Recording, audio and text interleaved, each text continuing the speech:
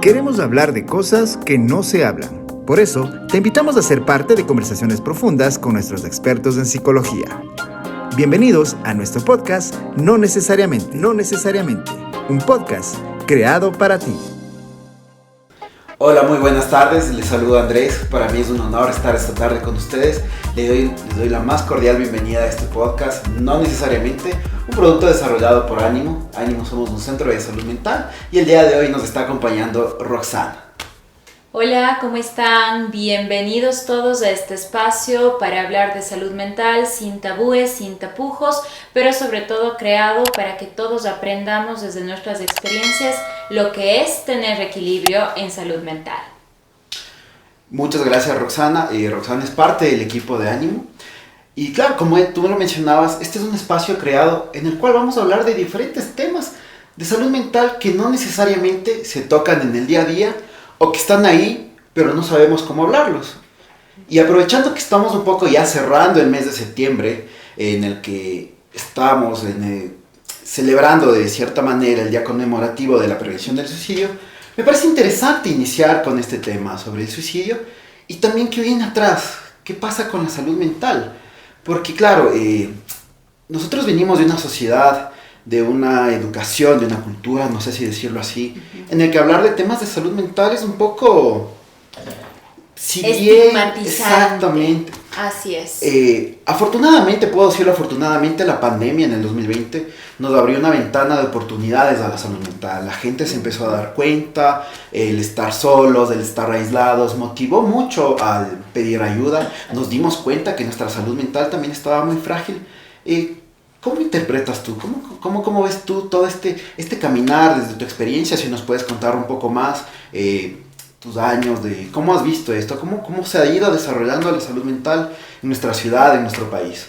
Sí, bueno, en realidad yo creo que la pandemia sí abrió una brecha muy importante en valorar la calidad de vida y saber entender y no normalizar cosas que dábamos por hecho hace un tiempo atrás, en torno a los altos y bajos que puede tener un estilo de vida o un estatus emocional de muchos estresores o de muchas tristezas. Hubo pérdidas totalmente brutales, la gente no pudo separarse de manera adecuada o con humanidad de sus seres queridos por el mismo COVID. Entonces, creo que ahí todos empezamos a entender que la mente es maravillosa, pero brutal también.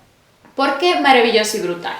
Porque es maravillosa cuando la manejamos correctamente, estamos todo el tiempo motivándonos, estamos replicando pensamientos que sean productivos, que te ayuden siempre a echar hacia adelante las metas y las cosas que puedas tener, pero también puede ser tu peor enemigo, porque cuando empiezan pensamientos oscuros o las emociones también comienzan a bajarse, no sé qué hacer con lo que siento, no sé qué hacer en las situaciones en las que vivo, ahí comenzamos a perdernos un poco. Y como todavía la salud mental en nuestro país sigue teniendo algo de estigma, no todo el mundo habla y por eso hay enfermedades silenciosas. Entre ellas, procesos depresivos que pueden motivar muchísimo más a creer que la vida no vale la pena vivirla y tomamos decisiones equivocadas como intentos autolíticos o ya no querer estar en este mundo, no querer vivir. Y con ello se dan obviamente estos actos que se llaman suicidio, que es básicamente el acto puntual de planificar una situación que pueda generar el efecto puntual que es perder la vida. Entonces, en ese punto creo que ahora somos mucho más conscientes y hablamos mucho más abiertamente en torno a todo esto, pero todavía hay conceptos mal manejados, hay emociones que todavía siguen siendo muy guardadas y hay personas que todavía le tienen miedo a poder conectarse con sus pensamientos, con la parte emotiva y poder hacer un trabajo bien articulado con el fin de prevenir cualquier cosa que después puede costarnos muy, muy caro, ¿cierto? Sí, recapitulando esta gran introducción que nos acabas de dar acerca de la salud mental, es muy significativo, me llama mucho la atención justamente revisando, viendo noticias, últimamente los datos que están saliendo, Los índices y estadísticas de suicidio se han elevado, sobre todo acá en la ciudad de Quito. Claro, hablábamos un poco de la pandemia que nos abrió esta ventana de, hey, existe la salud mental, nos sentimos mal. Han pasado ya 3 años. Tú dijiste algo muy importante, es de estas enfermedades silenciosas. Claro, mucha gente pidió ayuda del momento, me siento mal, estoy solo, la ansiedad, cosas que se escuchaba por el estilo cuando estuvimos en este encierro, ¿no? Pero hay cosas que se van madurando, ¿no? Creo que es podríamos hablar que la salud mental cuando empezamos a padecer de algo, es algo que se va madurando, que no necesariamente tiene que ser inmediato. Podríamos entender como esto que viene poquito a poco, y como te decía, ¿no? Venimos de una sociedad, de una educación en la que nos cuesta pedir ayuda, en la que nos cuesta hablar, claro. Que tenemos miedo, ¿no? Porque muchas veces, a los que somos de los 80 por ahí, nos enseñaron que el psicólogo era como el que tiene problemas, el chico rebelde, el que pasa algo en casa, ¿no? Para ellos desde el psicólogo, pero realmente este acceso a los servicios de salud, ¿qué tan necesario es acudir? Así yo crea que no me siento mal. Y me atrevo a decir crea porque a veces tenemos una falsa percepción, ¿no? de lo que estoy sintiendo. O hemos normalizado muchas cosas. ¿Cómo miras tú esta situación? Bueno, realmente en los años que llevo de práctica clínica, yo soy terapeuta, psicóloga clínica desde hace muchos años. Cara de niña nomás tengo, pero estas arruguitas no son en vano. Y siempre les bromeo esto a cada usuario que viene a mi consulta porque hay que entender que las necesidades emocionales, las necesidades cognitivas, justamente por no tener la capacitación previa o la apertura a hablar de estos temas, pueden empezar a crear muchos cuestionamientos en las personas. Estoy viviendo bien, me gusta donde estoy, el estilo de vida que tengo me hace sentir completo, he logrado todo lo que quiero lo que tiene el otro y no puedo alcanzarlo por diferentes cosas, entonces ahí comienzo a afectarme profundamente en quién soy y qué hago. Entonces todo esto no es nuevo, pero sí se arma este boom a partir de una experiencia que nadie estaba listo para vivir, que nadie hablaba de lo que significa vivir en un encierro. Todos estábamos ocupados dispersando la mente, haciendo actividades que no me permitían tener un contacto un poco más oficial o directo con mis pensamientos o mis emociones, todos locos estudiando, todos locos trabajando, todos locos a 1000 por hora en una sociedad en donde mañana es tarde, nunca le dimos la importancia, pero ahora no es de esta manera. Los datos estadísticos que justamente tú traías a colación son realmente espeluznantes. ¿Por qué? Porque, a ver, un análisis epidemiológico que lanzó la policía con corte de junio, 26 de junio, 1 de enero a 26 de junio del 2023, nos dice que básicamente solo en Quito han existido registrados 97 casos de suicidio, en donde básicamente las principales fuentes de información de los familiares o cartas de despedida o algunos indicios en los procesos de investigación determinan que fueron por factores de problemáticas emocionales y familiares, y después problemáticas que pueden haber sido educativas y algunas otras situaciones de estresores puntuales.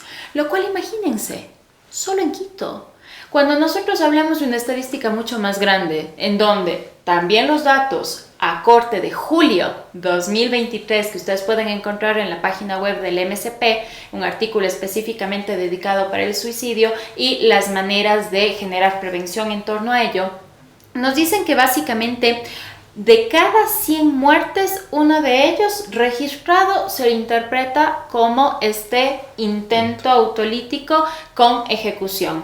Y que pues básicamente a nivel mundial tenemos 700.000 personas que cometen este acto. Fíjense ustedes, es una barbaridad que cometen este acto. ¿Por qué? Porque no se habló a tiempo de sus cosas, las enfermedades silenciosas, el normalizar, el estar tan distraído haciendo otros eventos, actividades o acciones que no me permitieron centrarme y responsabilizarme en mi posicionamiento de vida. Estoy donde quiero, algo me molesta, algo me duele, algo no puedo.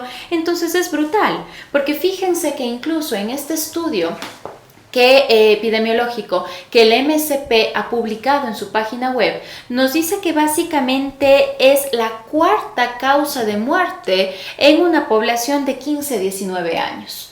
Fíjense ustedes cómo incluso hablando de grupos etarios o de poblaciones, también tenemos que estar muy atentos, porque esto no es una situación que se vive solo en personas adultas porque están estresados por sus trabajos o por temas económicos, ni tampoco es el adolescente que está con problemas con su pareja o su novia. Podemos ser cualquiera, en diferentes situaciones, en diferentes lugares y en diferentes etapas de la vida. Entonces, sí es necesario romper los esquemas, dar rienda suelta a lo que siento y pienso en lugares que obviamente puedan acompañarnos. Pero si no tengo acceso de primera mano a un espacio de salud mental de calidez, con calidad y profesionalismo, el primer contacto que puedo llegar a tener puede ser con una persona muy allegada a mí, ¿verdad? Cercano, un familiar, un amigo. El problema es que cuando yo llego a la persona, a mi familiar, a mi padre, a mi amigo, a mi pareja, a mi novio, a un compañero de trabajo, no todo el mundo sabe cómo reaccionar con esta información. Y ahí se viene el conflicto. Y tenemos un montón de mitos y un montón de tabúes en torno a esta problemática. Y como que va cerrando, me parece muy interesante. Porque claro, nos diste un dato de que casi 100 personas han acabado con su vida en los primeros 6 meses de este año. La Organización Mundial de la Salud nos dice que por cada persona que logró cometer el suicidio con éxito, atrás de ellos existen unas 20 personas que lo intentaron. Así es. Es decir, que más o menos tenemos unas 2.000 personas que lo intentaron de verdad cometer. Y estamos hablando de solo que aquellas personas que tomaron la decisión y que por circunstancias de la vida no fue efectivo esto. Y esto me deja ahí un poco abierto el tema, porque entonces estamos hablando de que existen muchas problemáticas mayores de salud mental. Y claro, retomando el tema del suicidio y los mitos y los estigmas que existen alrededor de la salud mental, es importante retomar esto, ¿no? Porque he escuchado algunas veces, incluso cuando en los primeros semestres, cuando estaba en la formación, había gente, ¿no? Que decía las enfermedades, los temas de salud mental pueden ser contagiosos. A veces la gente piensa que si hablamos de un tema de salud mental, me va a pasar a mí. O va a sugestionar al otro, o va a exactamente. causar ideas al otro, o estamos haciendo un espacio de crear un aprendizaje para el otro, que es una de las más grandes limitaciones que como sociedad tenemos para abrirnos a la salud mental. Tienes razón en eso, Andrés. Claro, porque por ahí viene algo muy interesante, ¿no? ¿Cómo estamos viendo nosotros a la salud mental? Yo creo que es algo en lo que debemos trabajar muchísimo, tanto los profesionales, los que estamos atrás en estos espacios en el día a día, pero también la gente, ¿no? ¿Cómo empieza a ver esto? Que realmente yo me atrevería a decir que la salud mental es una inversión, que no hay que esperar a llegar a temas mayores. Algo que decíamos al principio, ¿no? Que son estas enfermedades silenciosas. Yo siempre que hablo con la gente le digo lo mágico, lo interesante de nuestro cerebro es que no nos duele directamente ahí. No, las emociones están ahí, pero las manifestamos, las expresamos de cierta manera, pero en realidad es tan inteligente nuestro sistema y nuestra psique que nos empieza a mandar llamados de atención, ¿no? Así es. Problemas gastrointestinales, problemas de sueño, contracturas. Hay algo que me pasa muy cómico a mí, ¿no? Cuando estamos trabajando con gente, yo les digo, ¿cuántos de ustedes cierta edad, ¿no? Ya cuando superamos, algunos que superan los 30 años, empiezan con dolores, ¿no? Que el dolor de acá, de espalda, que no sabemos, pero si vivo solo, nadie me cruzó el brazo.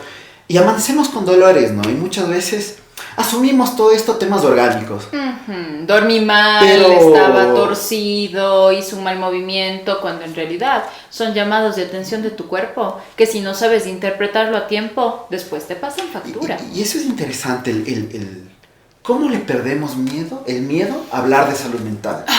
Yo, en todos estos años de mi práctica, estando muy especializada y enfocada en trastornos mentales graves como son ansiedad, depresión, bipolaridades, entre otros trastornos límites, de la personalidad, así como en adicciones, porque son las ramas principales que manejo, me he dado cuenta de que no hay una varita mágica para poder hablar de salud mental, sino creo que tiene que ver directamente con tu historia de vida.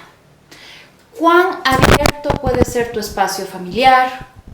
¿Cómo es tu espacio social, cultural, para poder acceder a este tipo de información o incluso sentirte en la libertad de poder hablar sobre este tipo de información? Entonces, por más que hayan modelos de prevención, por más que hayan libros hermosísimos, bien direccionados, bien escritos, no todo es para todos. Entonces, justamente por eso también este espacio, no necesariamente. ¿Por qué? Porque no hay una historia, no hay una teoría, no hay una línea que sea estricta, inflexible y que abarque todo y para todos. Y justamente aquí la idea es poder, desde las diferentes individualidades, desde las particularidades, tanto de nuestras como profesionales de salud mental, terapeutas, así como ustedes también, todas las personas que nos visitan, que nos ven, que nos siguen, podemos sentirnos en libertad de hablar desde nuestras propias perspectivas, porque creo que eso hace la diferencia en un proceso bien manejado, saludable, de enfrentamiento y no de represión de las necesidades que vamos poco a poco entendiendo y experimentando. También yo creo que, mira, ahora tenemos algo a favor. Las redes sociales, los medios de comunicación abiertos como estamos nosotros, la tecnología que nos da acceso internacional sin que hayan aduanas, ¿verdad? Y esto significa que toda la información de podcast, de gente que tiene estudios como nosotros, de gente que habla desde sus propias experiencias, desde la empiria, ¿verdad? Todo sirve y funciona, solo que hay que ser críticos. Hay que ser críticos en saber bien qué tipo de información es valiosa, cuál es solo una recomendación y cuál puede ser un enfoque científico que me pueda ser de utilidad.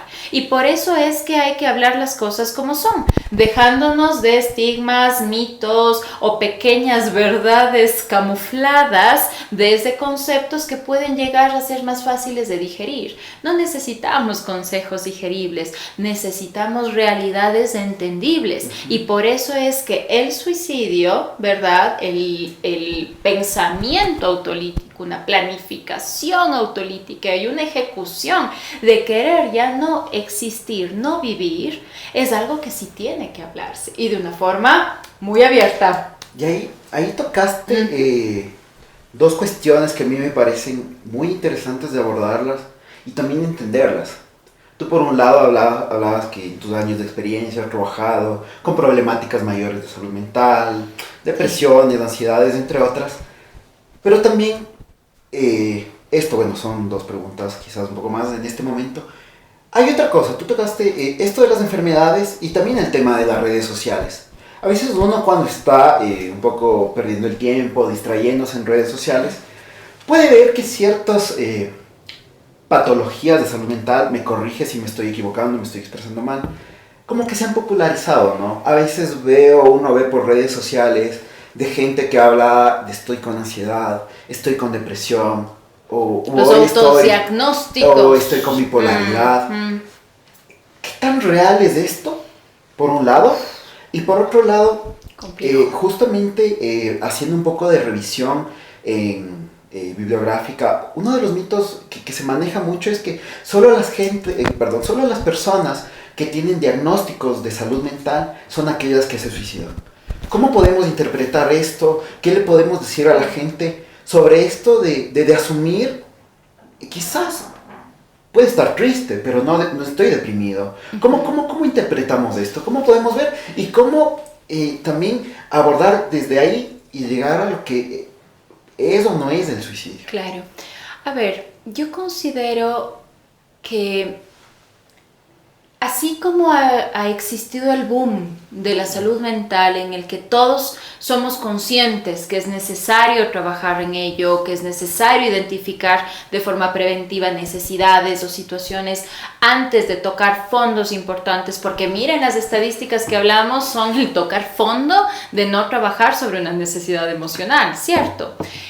Entonces, en este boom también, como te decía, ha habido espacios y espacios. Espacios súper éticos, espacios maravillosos, espacios informativos que dejan información a medias, otros tipos de espacios que solo han sido replicar información que otros han publicado o han hecho ciencia a través de las investigaciones, pero ha llegado a muchas personas y no con un trabajo previo de crear una cultura de salud mental. Y eso es un problema. Hace un tiempo atrás, años atrás, estábamos en el frente de hacer política pública, estábamos en el frente de entender cómo ayudar a mejorar las cosas dentro de salud mental a nivel país. Y era durísimo romper los esquemas, era durísimo trabajar en algunas cosas porque la gente no entendía los conceptos y solo tomamos explicaciones puntuales y asumimos, nos adjudicamos posiciones emocionales o cognitivas, o a veces nuestro mejor amigo, el internet, parece que va por ahí. Sí, mira, esto me está pasando porque Google, mi mejor amigo Google, me dijo que por aquí van los diagnósticos. Entonces hay información, pero también desinformación. El autodiagnosticarte es el mismo, genera pues, o es la misma situación conflictiva que los médicos pelean todo el tiempo desde su área. No te automediques, si te duele algo, ven y hazte atender, cuidado, te intoxiques con un medicamento que no es para tus cosas, no tomes antibióticos cuando tienes una dificultad solo porque consideras que ya es, porque luego tu cuerpo se vuelve totalmente inmune o tolerante a ciertos medicamentos. Lo mismo ocurre en salud mental, porque aquí también hay condiciones, patologías, enfermedades, con el nombre que cada uno de ustedes, mis estimados y estimadas espectadores, puedan concebir desde su propia visión. Pero hay dificultades, ¿sí? Condiciones que no pueden ser trabajadas solo desde cosas que yo considero que podrían ser interesantes, buenas, o hacer deporte en cantidades, o comer sano, o de tanto en tanto tener ciertas actividades, lo cual es muy bueno, no me malinterpreten, pero no siempre son las soluciones específicas, porque no puedo ser juez y parte en mi vida. Entonces, a partir de eso es que estos espacios críticos, éticos, profesionales, bien manejados y con fundamentación científica pueden brindarte a ti la información para conocer qué es lo que ocurre y pedir también un acompañamiento, una segunda opinión y sobre todo verificación de lo mejor, algo que yo ya estoy considerando que puedo tener. Y ahí hacemos un proceso de trabajo súper bien articulado para poder brindar las alternativas y las medidas más adecuadas para que cada quien tenga su espacio como se debe. Y por eso es que en torno a sentirme triste, estoy depresiva, hemos generado un montón de etiquetas. Ay, estoy preocupadísima, me puse ansiosa, me etiqueto y me pongo un estigma. Entonces mucha gente se autodiagnostica y vive con diagnósticos y trabaja en pro solo de información que ven en estos medios o en libros, pero el momento que vas a tener una visión o una experiencia de abordaje en salud mental con psicoterapia, que puede ser individual o en espacios grupales en donde puedas aprender cosas, te das cuenta de que, híjole, mis esfuerzos bien direccionados me hubieran ayudado a ganar tiempo. Y ahí algo interesante que se me viene en este momento es, como buenos ecuatorianos estamos acostumbrados a intentar curar todo con la pastillita, ¿no? Me duele la barriga, que me tomo algo, que me duele, que acá la espalda, algo. Y me atrevería a decir que en salud mental puede pasar algo, ¿no? Como ya tenemos este tema de estoy deprimido, estoy ansioso, y a fulanito, a sutanito, él se tomó algo, él hizo algo, empiezo a practicar. ¿Tú crees que esto puede perjudicarnos? Porque, claro, por ahí hay lo natural que, probar puede ser bueno, puede ser no tan bueno. No necesariamente lo que mi amigo está realizando, quizás él sí acudió donde un profesional. Yo creo que eso es muy importante, la gente que nos está viendo en este momento, el tema de intentar curar nuestra salud mental con, como tú lo decías, ¿no? Con la varita mágica, con la pastillita, va mucho más allá. Lo hermoso, a mí lo que me encanta de la salud mental, que es algo que simplemente la podemos curar hablando. Nosotros cuando hablamos curamos muchísimo nuestra salud mental. El alma. Como yo te decía al inicio, pero a veces es difícil, ¿no? ¿Cómo lo hacemos? Porque se asocian muchas cosas, ¿no? Por ejemplo, me acordaba, ¿no? Revisando igual el número de compañeros profesionales que tenemos en psicología, y cuando uno ve quien pide ayuda, son más las mujeres que acuden a los servicios de salud. Y por ahí también me entra la duda, ¿acaso los hombres no sufrimos o nos cuesta pedir ayuda? Y si uno revisa, ahorita con lo que acabo de decir, uno revisa quién se suicida más, por ejemplo, son los hombres. Así es. ¿Qué es lo que está pasando ¿Qué pasa con nosotros? Eso es paradójico. Las mujeres tenemos más intentos, pero los hombres son de intento efectivo.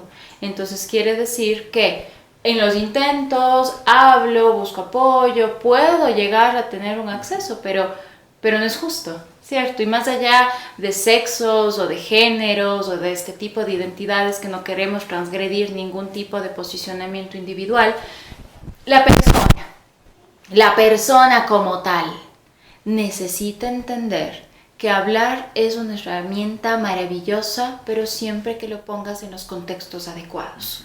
Porque hablar por hablar, sin que haya un trasfondo o una guía o un objetivo, puede llegar a ser un factor que nadie presta atención después. Porque hablo tanto y no ejecuto, entonces ya no me creen.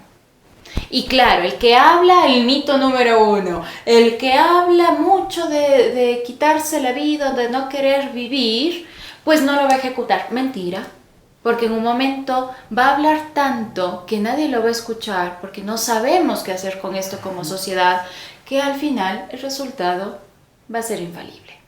Otra situación importante. Hablar de ciertas situaciones personales, de experiencias, de dolores, de traumas, de vivencias, no me hace débil ni proclive a quebrarme, que son dos cosas que también la gente tiene muchísimo en nuestra actualidad. Imagínense en la actualidad, siglo XXI, y seguimos creyendo que el hablar de cosas que me pueden hacer sentir o ver vulnerable o proclive a quebrarme no son algo que puedo conversar, no son algo que yo puedo comentar. Entonces me lo guardo para mí y sigo comiendo y comiendo y comiendo emociones y pensamientos hasta que en un momento no voy a poder ser capaz de manejarlos, y acto final, después de mucho tiempo o dependiendo obviamente la gravedad de mis emociones o de lo que callo, puede haber un riesgo gigante de pensar que la solución es no vivir. Entonces fíjense ustedes, es brutal, pero hablar es una herramienta maravillosa que, como te decía hace un momento, limpia y cura el alma, pero hablar con contexto. Me encantó lo que dijiste, porque algo que nos gusta a nosotros, sobre todo a los hombres, es comer rico. Y nos comemos las emociones, y eso es muy importante. Por eso muchos hombres a veces tenemos estos problemas gastrointestinales, ¿no? Que intentamos curarlos con jarabes, con pastillas, y realmente puede ser algo que está por ahí llamándonos la atención, como tú dijiste hace algún momento. Me parece muy llamativo. Y como para ir cerrando este tema de los mitos y estigmas alrededor del suicidio, te quería también pedir una sugerencia. Claro. ¿Cómo tú podrías decirle, hombres, mujeres, a todos los que están atrás viéndonos, cómo dar ese primer paso? Y también creo que algo que es muy importante es, más allá de lo social, con más gente, con menos gente que me llevo, ¿cómo encontrar esa persona de confianza, ese espacio seguro? Como tú decías, algo importante, ¿no? No hablar por hablar. Y creo que es también importante lograr identificar el momento, el espacio, y con quién puedo hablar de ciertas cosas, ¿no? No necesariamente tiene que ser, mi pana con el de yunta, con el que salimos a hacer todo lo bueno y todo lo malo. ¿Cómo logramos identificar, y cómo tú, algo que podríamos hacer para dar ese primer paso, ¿no? El decir, me siento mal. Y aceptar que está bien sentirse mal. Claro, es una emoción. A ver, yo siempre en consulta con las primeras sesiones de todos los valientes, porque para mí son valientes que dan el primer paso de agendar, de asistir y de ponerse los pantalones y aguantar una hora de trabajo en donde tú eres el foco central y donde tu vida se expone, tiene que ser una experiencia que realmente sea enriquecedora. No todo terapeuta ni toda corriente terapéutica es para todo el mundo. Tienes que encontrar espacios en donde tu profesional te inspire confianza, en donde el espacio en el cual incluso tú estás esperando tu atención te inspire seguridad, en donde tú también puedas sentirte un individuo y no un número más dentro de una lista de espera en una agenda, para que sepas experimentar la belleza de lo que es un espacio terapéutico. Una vez que tú encuentras con estas características que desde mi enfoque particular, desde mi forma de vivir la salud mental, recomiendo a todos los espectadores que este día de hoy nos están escuchando, el siguiente paso es también confiar, que ya que encontré el lugar y el profesional, todo es confidencial. Nada será utilizado en contra tuyo o a favor de otras personas. Entonces es un espacio maravilloso de una seguridad en donde tu vida no debe tener un sesgo cultural, político, religioso, alguna situación incluso personal de tu terapeuta o del contexto, sino te tienen que ver como una persona, como un ser humano, con errores y aciertos, pero amando la vida para poder seguir trabajando en mejorar lo que hoy por hoy, siendo valiente y dando el primer paso, no estoy logrando solo, pero pedir ayuda no es nada. Pedir ayuda es de valientes, pedir ayuda es de personas súper responsables que quieren entender. Ahora, ¿cómo saber cuándo pedir ayuda? ¿Verdad? ¿Cuándo saber? Si a mí, siendo el amigo de alguien que me dice que no quiere vivir, me ponen esa información, ¿cómo puedo guiar también a que el otro pida ayuda? Pues todo depende de ciertas situaciones, pero viene de dos frentes. Ahora que estamos terminando el mes en donde la prevención del suicidio ha sido muy, muy, muy importante hablarlo y dejando la controversia de un lado, por favor, tomemos en cuenta estas dos cosas. Siendo el amigo, ¿cómo puedo guiar a que busque ayuda? Y siendo la persona principal que se encuentra identificando que no puede manejar mucho caos, ¿cómo pedir ayuda? Fácil. Muy fácil. Hablar. Hablar dentro de instituciones, hablar con la gente en el cotidiano de, oye, si te sientes mal, ¿a dónde poder acudir? Buscar remedios de comunicación, varias opciones para poder ir conversando con los terapeutas, los establecimientos y encontrar este clic que les decía, este match perfecto en donde yo voy a sentir que este es el lugar perfecto para mí. Y la responsabilidad que recae en quien escucha todo esto es mucho más grande incluso en ocasiones porque ya tengo información, tengo que obviamente alertar de una manera adecuada a los familiares que pueden estar cercanos. Si no tiene una red de apoyo o familiares, poder decirle, mira, yo te acompaño. Yo no sé qué hacer, no te puedo recomendar, no sé cómo decirte, tenle alegría a la vida y sonríele al día a día porque la persona que quiere no vivir lo va a oír por aquí y le va a salir por acá. Entonces te acompaño.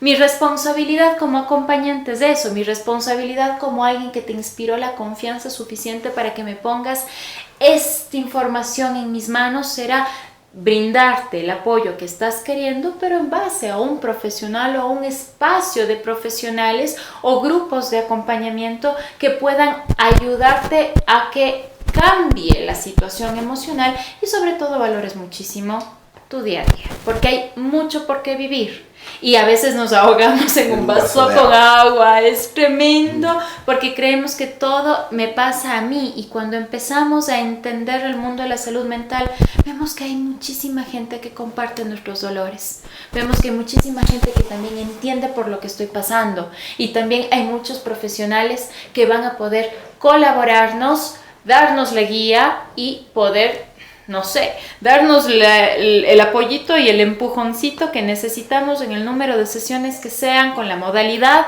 que eso será material para otro podcast de no necesariamente, de los tipos de apoyos terapéuticos o psicológicos que podamos tener, pero encontrar el espacio ideal es clave porque la vida es hermosa, siempre y cuando le encontramos el sentido para ser vivida, y esta es una carrera, una profesión que te permite entender esto. Entonces, eso es lo valioso. Muchas gracias, Roxana. Yo me quedo con algunas de las cosas que nos acabas de mencionar. Sobre todo, podría decir que las más importantes y algo que no todos estamos preparados para escuchar o para pedir ayuda. Lo importante es siempre estar informados. Estar informados de qué puedo hacer en el caso de que me toque o alguien cercano a mí esté con alguna problemática. Quizás, yo les dije hace un momento que lo lindo de la salud mental es que se cura hablando, pero claro, también logramos reconocer muchas cosas que nos pasan escuchando y saber que no somos los únicos. Porque situaciones adversas creo que a todos nos pasa. Saber que no somos los únicos que nos sentimos mal, que no somos los únicos que necesitamos ayuda, creo que eso es muy importante. Y otra cosa con la que me quedo súper valiosa es que hablemos de salud mental, hablemos de suicidio. Sí, vamos. Hablar de salud mental, hablar de estos temas no significa que voy a motivar a alguien que lo haga. Científicamente nos dice que el hablar de estas problemáticas ayudan a bajar nuestros niveles de angustia, ayudan a soltar un poco de esas ideas, ¿no? Porque como yo les decía, no hemos sido los únicos que hemos pasado por situaciones complicadas. Alguien ya lo pasó. Ni seremos los últimos. Y alguien ya pidió ayuda. Y quizás ese alguien que ya logró pedir ayuda está a mi lado. Y si me escucha, me puede dar una orientación, me puede llevar por el camino del bien, se podría decir. y eso, el camino correcto que cada uno va a escoger, pero en pro de que nosotros, simplemente por existir, somos importantes, y nunca olvidar eso es parte fundamental en un proceso de prevención de cualquier condición o dificultad en salud mental. Muchísimas gracias, Roxana, te agradezco muchísimo por todo ese conocimiento que nos has impartido. Recuerden, este es un espacio en el que no necesariamente vamos a hablar de aquellos temas que están de moda o que nos gustan, pero que son necesarios escucharles. Les agradecemos por su compañía y recuerden, si tienen algún comentario, alguna pregunta, en la sección de comentarios nos pueden dejar todo eso. Pueden visitar nuestras redes sociales, igual si les interesaría ampliar sobre algún tema. Y nuevamente, recuerden, soy Andrés y les quedo eternamente agradecido por acompañarnos en este episodio. Así es, muchísimas gracias por su tiempo, muchísimas gracias por el interés. Somos un grupo de personas que queremos romper estigmas, y bienvenidos a No Necesariamente, porque es un espacio en el que no hay una sola dirección. Hay muchos enfoques y cada uno de nosotros va a encontrar la explicación, el detalle, el camino, y si podemos darte una mano, pues hermoso. Bienvenido siempre a Ánimo y a este podcast que está dedicado para ti. Queremos hablar de cosas que no se hablan. Por eso, te invitamos a ser parte de conversaciones profundas con nuestros expertos en psicología. Te esperamos en el siguiente episodio de No Necesariamente, un podcast creado para ti.